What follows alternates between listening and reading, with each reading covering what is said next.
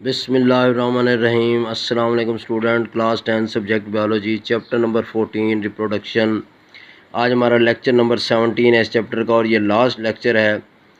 Ads and sexually transmitted disease के बारे में हमने स्टडी करना है। ये लास्ट लेक्चर है बेटा इस चैप्टर का भी और इस वक्त तक के सिलेबस का भी। AIDS sexually transmitted disease, sexually transmitted disease STD are defined as the disease that are transmitted through sexual act।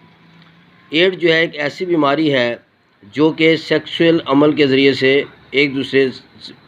एक जानदार से दूसरे जानदार या एक इंसान से दूसरे इंसान में मुंतकिल होती है। The most serious and challenging health problem faced by the world today is AIDS. आज दुनिया को एड्स की वजह से बहुत बड़ा मसला दरपेश है। It also a sexually transmitted disease.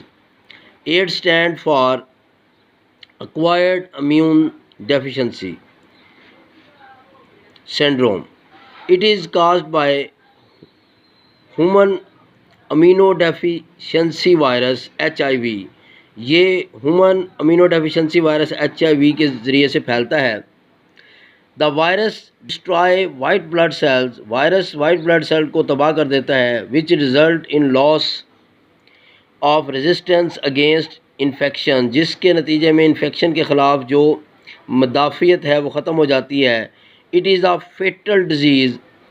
It spreads through transfer of body fluid such as blood and semens. Sexual disease होने के साथ साथ ये अगर कोई बॉडी फ्लूइड ब्लड या सीमन्स एक जिस्म से दूसरे जिस्म में ट्रांसफ़र हो तो उससे भी ये फैलता है, क्योंकि अगर जो डोनर होगा उससे एड्स होगा तो फिर जो रिसीवर होगा उससे भी एड्स होने के चांसेस हैं। Thus the main cause are unprotected sexual activities use for infected needs और transfusion of infected blood.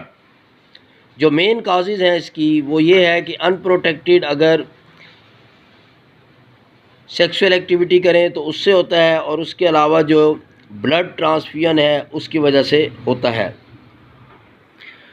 Role of national aid control program NACP and non governmental organization NGOs। Pakistan federal ministry of health establish NACP in 1987।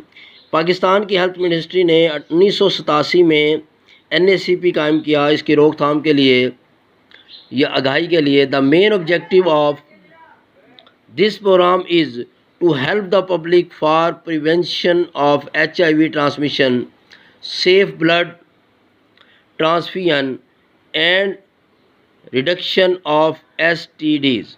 इसका जो main objective था वो ये था कि HIV की transmission को रोका जाए और ब्लड ट्रांसफ्यूजन को सेफ किया जाए। The frequency of HIV infection in Pakistan is still low.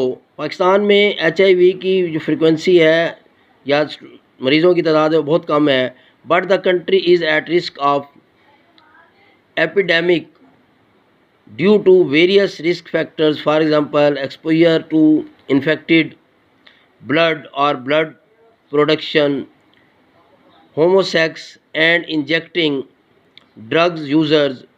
For improved the prevention by the general public, the NACP start services through TV and radio channels and print media in 2005।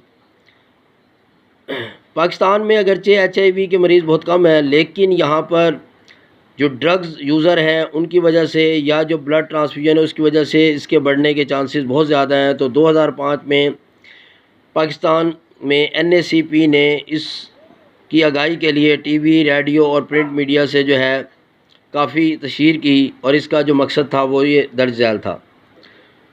Change the public attitude for safe sexual activities, create demand for information on HIV and AIDS, and improve the attitude and the behavior among the healthcare workers।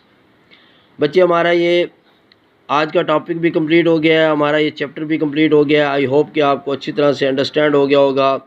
आपने इसे अच्छी तरीके से learn करना है और इंशाअल्लाह ताला बहुत जल्द आपको टेस्ट भी सेंड करना शुरू कर देंगे हम इन तमाम चैप्टर्स के जो हमने इस सेशन में आपको पढ़ाए हैं। थैंक्स, अल्लाह हाफिज़।